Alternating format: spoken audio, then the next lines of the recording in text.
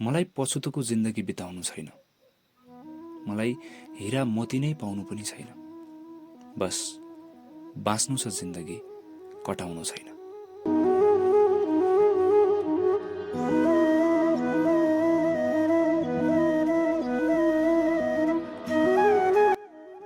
नमस्कार, चौतारीमा स्वागत छ। यो कार्यक्रम हरेक साताको शुक्रबार राति 9 बजेदेखि 10 बजेसम्म आउने गर्दछ। चौतारीमा हामी तपाईँको मनको भारी बिसाउने गर्दछौँ।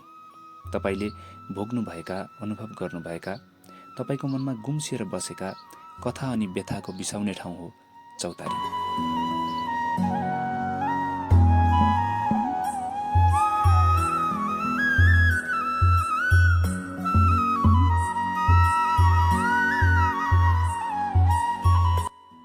एक समयको कुरा हो, भगवान विष्णु वैकुण्ठमा विश्राम गर्दै हुनुहुन्थ्यो। एक दिन उहाँ आफ्नो वाहन गरुडमा चढेर कैलाश पर्वततर्फ महादेवलाई भेट्न निस्कनुभयो। आकाशमा उड्दै गर्दा भगवान विष्णुको नजर एक सानो रुवा चरामा पर्यो। त्यो चरा थरथर काँपिरहेको थियो र एक ढुङ्गाको छायामा लुकेर बसिरहेको थियो। विष्णुले सोध्नुभयो, हे चरा, तिमी किन यति डराएको जस्तो छौ? चराले आँसु झार्दै भन्यो, हे प्रभु, केही छिन अघि म यहाँ बसेको बेला यमराज यही बाटो हुँदै जानुभयो। उहाँले मलाई एकछिन हेरिरहनु भयो। मलाई लाग्यो अब मेरो मृत्यु नजिकै छ।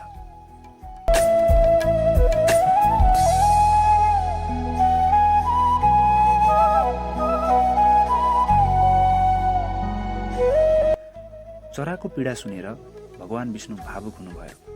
उहाँले आफ्नो वाहन गरुडतर्फ हेर्नुभयो र भन्नुभयो, हे गरुड, यो सानो चरालाई यमराजको दृष्टिबाट टाढा लैजाऊ। कुनै यस्तो स्थानमा जहाँ यमराज पुग्नै नसकुन्, जस्तै हिमालयको टाकुरोमा रहेको गुफा, त्यसलाई त्यहाँ छोडेर फर्क्यौ। गरुडले तुरुन्तै चरालाई लिएर उडान भर्यो र त्यो गुफामा राखेर फेरि भगवान विष्णुसँग फर्कियो।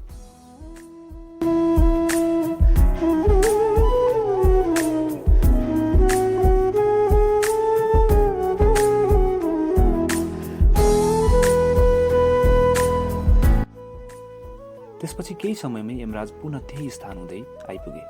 भगवान विष्णुले उहाँसँग सोध्नुभयो, हे धर्मराज, केही समय अघि तिमीले एउटा सानो चरालाई टोलाएर हेरेको देखे, त्यस्तो किन? यमराजले हल्का मुस्कान दिँदै भन्नुभयो, हे प्रभु, मैले त्यो चरालाई हेर्दै थिएँ किनकि मलाई अचम्म लागिरहेको थियो। ब्रह्माले उसको मृत्यु आजको साँझ हिमालयको टाकुरोमा लेखिदिनु भएको छ, तर त्यो चरा यहाँ थियो। मलाई लाग्यो यो चरा त्यस गाह्रो ठाउँमा कसरी पुग्ला, उसको मृत्युको समयमा म कसरी भेटौँला। तर अब थाहा भयो, गरुडले स्वयं त्यहाँ पुर्याइदिएछन्। भगवान विष्णु मौन रहनुभयो अनि गरुडले निकै नराम्रो मान्यो। आखिर जे हुनुपर्ने हो त्यो कुनै हालतमा टार्न सकिँदैन। अनि यसको अर्को उदाहरण बन्यो हाम्रो माया।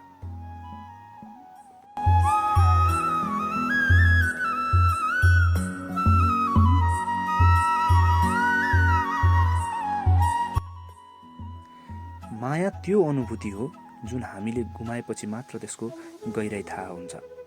माया हाँसोको पछाडि लुकेको हुन्छ र आँसुमा अझ स्पष्ट देखिन्छ।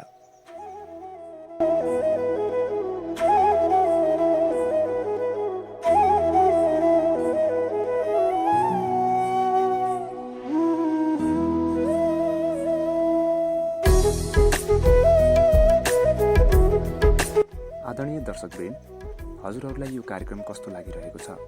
कृपया आफ्नो प्रतिक्रिया दिन नबिर्सनुहोला।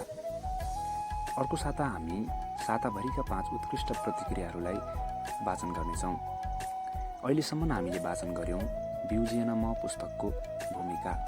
अब सुरु हुनेछ अध्याय 1, कालीकाँडाबाट उठेको उज्यालो। 2056 साल श्रावण 16 गते एक सानो जीवनको यात्रा सुरु भयो। अछामको एकदमै विकट गाउँ, काल जस्तै लाग्ने कालीकाँडा, जहाँ हावाले पनि कहिलेकाहीँ डर मान्थ्यो। मभन्दा पहिला 4 जना दिदीहरू हुनुहुन्थ्यो। म 5औं सन्तान थिएँ। छोरो जन्मेको खबरले भारतमा रहेका बुवाको मुटु हर्षले भरियो। तर सबैभन्दा खुसी आमा हुनुहुन्थ्यो। समाजले छोरा जन्माउन नसकेपछि गरेको व्यवहारबाट अब मुक्ति पाएकी थिइन् आमाले। त्यो बेला सङ्कटकाल थियो। माओवादी आतंक हावामा घुलिएको थियो। एक घर एक माओवादी अभियान नै सुरु भएको थियो। यही डरले बाबालाई विदेश धकेलेको थियो।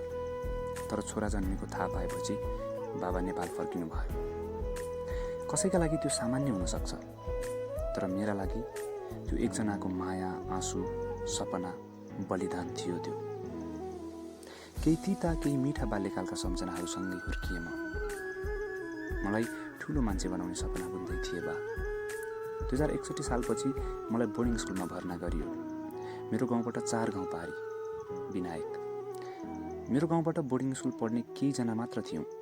त्यो घर परिवारसँग टाढिन परेपछि निकै दुःखी थिएँ मलाई आमासँग टाढिएर बस्ने बानी नै थिएन।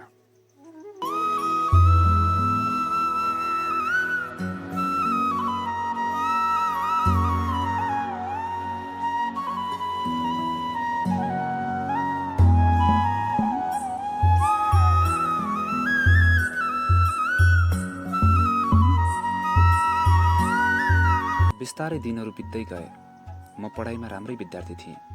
2071 साल एसएलसीको अन्तिम ब्याच थिएँ म। त्यसपछि एसई भएको थियो। एसएलसीबाट खै के भनौँ, अन्तिम या पहिलो। समय बितेको पत्तै भएन। रिजल्ट आयो, पास भएँ। सबैले बधाई पनि दिए। एसएलसी पास गर्नु भनेको चान्चुने कुरा थिएन त्यो बेला।